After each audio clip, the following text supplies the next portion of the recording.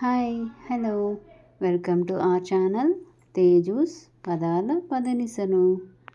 ఈరోజు మనం చెప్పుకోబోయే కథ చెన్నై నివాసమై పార్ట్ 31. ఇంకా లేట్ చేయకుండా స్టోరీలోకి వెళ్ళిపోదాం. నేను మిమ్మల్ని చాలా మిస్ అవుతున్నాను, మీరు బాగా గుర్తొస్తున్నారు అని ఏడుస్తూ అంది లోచన. ఏం జరిగింది టిల్లు? ఏదో జరిగింది అన్న విషయం అర్థమవ్వగానే అప్పటి వరకు ఉన్న బాధ కనుమరుగయ్యి గంభీరత చోటు చేసుకుంది బాలు గొంతులో. దాన్ని ఈజీగానే గుర్తించాడు అర్హన్. నేను చెయ్యకపోతే మీరెందుకు చేయలేదు బాలు? ఏడుస్తూనే అడిగింది లోచన. నేను చాలాసార్లు చేశాను రాజేశ్వరీదేవి గారికి. నా మనవరాలు ఇప్పుడు నీతో మాట్లాడడానికి సిద్ధంగా లేదు అని చెప్పేసింది. ఎన్నోసార్లు తాత బ్రతిమలాడారు కూడా, ఒకే ఒక్కసారి మాట్లాడతాము, ఫోన్ ఇవ్వండి అని. తను ట్రైనింగ్లో ఉంది, ముందు ముందు బిజినెస్ చూసుకోవాలి. ఇప్పటి వరకు మీ స్థాయికి తగ్గట్లు పెరిగింది, ఇక నుండి మా స్థాయికి తగ్గట్లు నడుచుకోవాలి కదా. వాటన్నిటినీ నేర్చుకోవటంలో బిజీగా ఉంది అని చెప్పింది. నీకు తెలుసు కదా, మాకు నువ్వు లేకుండా, నీ అల్లరి చూడకుండా రోజు గడవదని. నువ్వు వెళ్ళేటప్పుడు నేను ఉన్నట్లయితే ఖచ్చితంగా వెళ్ళనిచ్చేవాడిని కాదు, కానీ తాతయ్య నిన్ను పంపించేశారు. అలా ఇలా వెళ్ళిపోయావు టిల్లు, నాకు ఒక్క మాట కూడా చెప్పకుండా. ఒక్కసారి కూడా ఈ బాలు గుర్తు రాలేదా? లేకపోతే మీ అమ్మమ్మ చెప్పినట్టు ఇప్పుడు నువ్వు మాట్లాడడానికి సిద్ధంగా లేవా అన్నాడు బాలు. పైకి అలా మాట్లాడుతున్నా మా టిల్లు అలా అని ఉండదు అన్న భావన అతని గొంతులో అంతర్లీనంగా వినిపిస్తూనే ఉంది. బాలు, నేను అలా ఎందుకంటాను? ఈ అమ్మమ్మ అస్సలు మంచిది కాదు. నన్నొక్కదాన్ని ఒక ఇంట్లో పడేసింది తెలుసా. ఫోన్ లేదు, టీవీ లేదు, కంప్యూటర్ లేదు, ఏమీ లేవు. నేను ఒక్కదాన్నే ఉన్నాను తెలుసా. అసలు ఆవిడ నన్ను అమ్మమ్మ అని కూడా పిలవద్దంది, మేడం అని పిలవమని చెప్పింది. నాకు ఆవిడ ఏం నచ్చలేదు, కానీ రామయ్య తాత చెప్పాడు కాబట్టి నేను ఇక్కడే ఉన్నాను.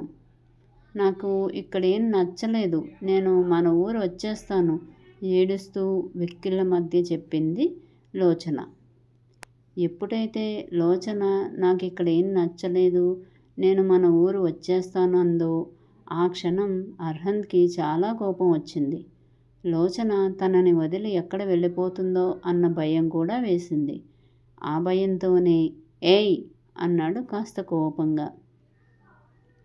ఒక్కసారిగా స్పృహలోకి వచ్చినట్టు ఉలిక్కి పడింది లోచన. అప్పటి వరకు అర్హన్ తన పక్కనున్నాడు అన్న విషయం కూడా మర్చిపోయి బాలుతో మాట్లాడుతున్న లోచన అర్హన్ ఒక్కసారిగా అలా అనేసరికి తన వైపు చూసింది. నన్ను వదిలేసి వెళ్ళిపోతావా అన్నాడు అర్హన్ లోచన కళ్ళల్లోకి చూస్తూ. అన్నట్టు తల ఆడించగానే, మరి మీ బాలు అన్నయ్యతో అన్నావు కదా నాకు ఇక్కడ నచ్చలేదు, అక్కడికి వచ్చేస్తాను అని, అంటే నన్ను వదిలి వెళ్ళిపోతావా అన్నాడు. కాదు, నిన్ను తీసుకుని వెళ్ళిపోతా అంది ముద్దుగా. అప్పటి వరకు ఏడవడం వల్ల లేత ఎరుపు రంగులోకి మారిన లోచన మొహాన్ని దగ్గరకు తీసుకుని నుదుటి మీద ముద్దు పెట్టి తనని దగ్గరకు హత్తుకుని ఫోన్ తీసుకుని హలో అన్నాడు అర్హంత్. ఎవరు మీరు? మా టిల్లుతో అంత దగ్గరగా ఉన్నారు. తనకేం తెలియదు. తనని నీ మాయ మాటలతో ఏదో చెయ్యాలని చూడకు. నా గురించి నీకు తెలియదు. నిన్ను లాక్కొచ్చి మా ఊరి చెరువులో ముంచి లేపుతాను ఆవేశంగా అన్నాడు బాలు. బావా, కాస్త నేనెవరో తెలుసుకో బావా. నీ తింగరటిల్లు మొగుడిని. నన్ను మీ ఊరి చెరువులో ముంచి లేపితే నాకేం ప్రాబ్లం లేదు. స్విమ్ చేయడం నాకు బాగా అలవాటు. కానీ మీ ప్రియాతి ప్రియమైన చెల్లెలి గారి భర్తని అలా చేశారు అంటే మీకే గౌరవం ఉండదు. పైగా ఎంత కాదని అనుకున్నా నేను మీ ఇంటి అల్లుడిని కదా అన్నాడు తననే చూస్తున్న లోచనని చూసి కన్ను కొట్టి నవ్వుతూ. అయితే అర్హన్ మాటలు విన్న బాలు మాత్రం షాక్తో, ఏంటి మీరనేది? మా టిల్లు పెళ్లి జరిగిందా? మాకొక్క మాట కూడా చెప్పకుండా అలా ఎలా పెళ్లి చేస్తారు?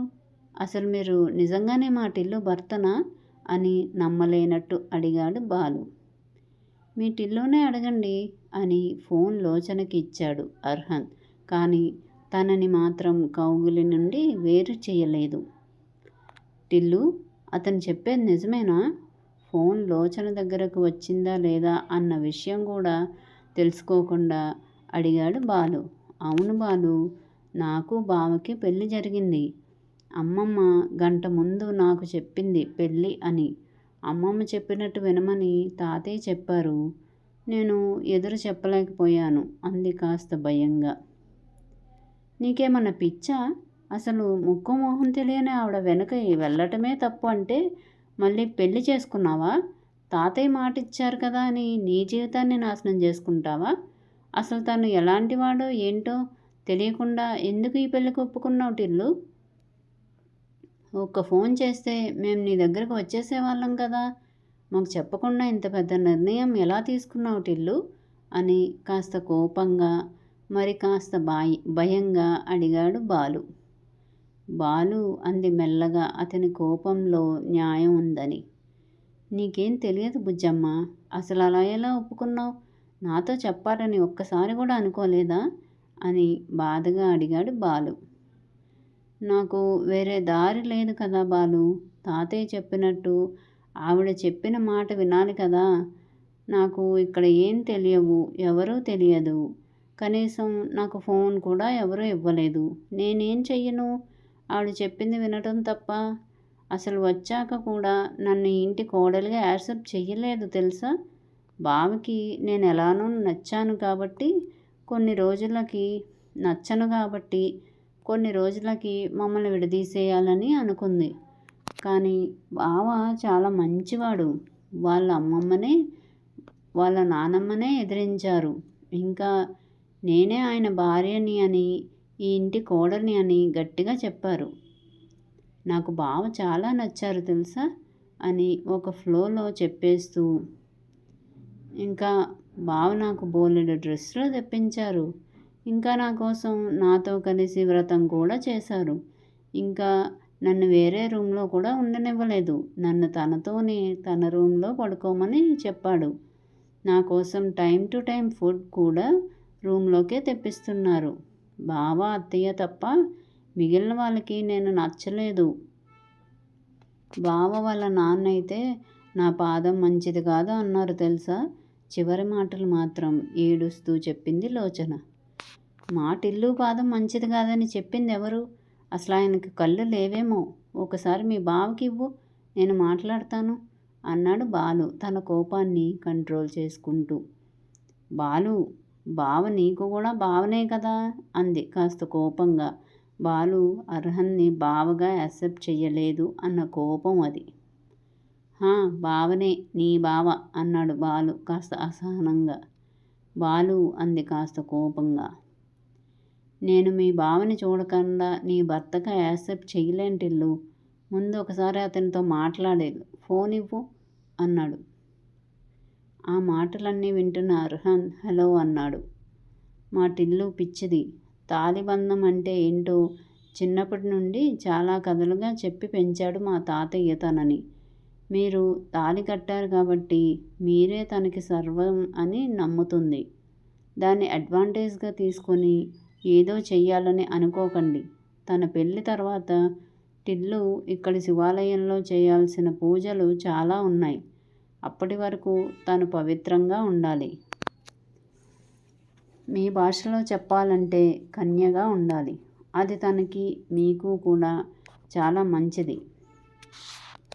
కాదని హద్దు దాటితే అపచారం. ఇద్దరి బంధానికి అవాంతరాలు ఎదురవుతాయి. నేనేం చెప్పానో మీకు అర్థమవుతుందని అనుకుంటున్నా అన్నాడు బాలు. మరిప్పుడు అర్హంత్ రియాక్షన్ ఏంటి తెలుసుకుందాం నెక్స్ట్ అప్డేట్లో. మా వీడియో కనుక మీకు నచ్చినట్టయితే లైక్ చేయండి, కామెంట్ చేయండి, సబ్స్క్రైబ్ చేయండి, బెల్ కొట్టండి.